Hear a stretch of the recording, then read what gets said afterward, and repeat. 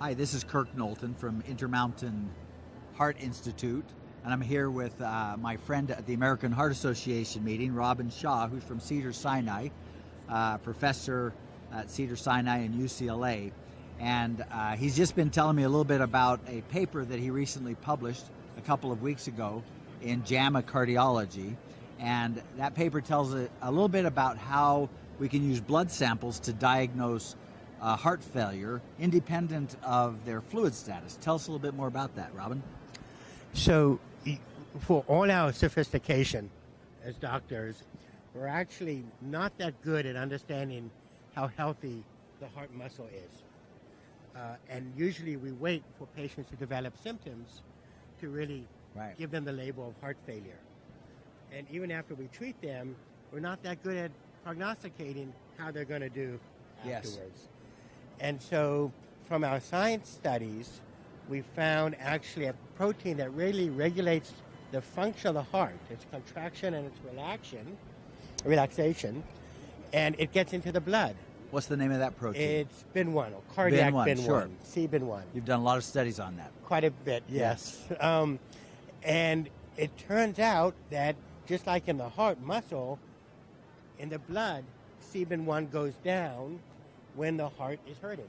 Okay. Specifically, heart muscle is hurting. Okay. And so this actually, we developed an assay that can tell us how healthy heart muscle is. Wonderful. Independent of how the patient is doing, we can assay their muscle. So does it go up or down with muscle disease? So CBIN1 goes down. Yes. But we, just to make it conceptually easier, we apply a score to it, which is a reciprocal. So essentially, we call the score CBIN1 score, or CS. So CS is normally 0, and it goes up with disease.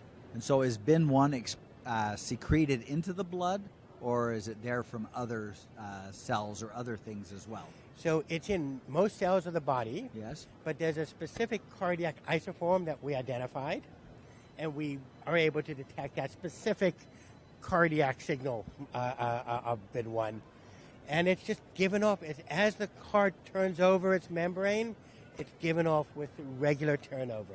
So it will be exciting for us to see as this progresses and see if we can bring that into a clinical scenario where clinicians can understand whether their patients have heart muscle disease even before they have any manifestations. That's correct. That's wonderful. And once they have the disease, we can understand treating how they're going to do. Yeah.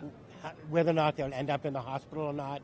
Already from what we've published, we're seeing positive data towards that. Great. Thank you, Robin. It's wonderful to meet with you. Thank you, Kirk. Here today. Really nice All to right. talk to you. Take care. Bye-bye.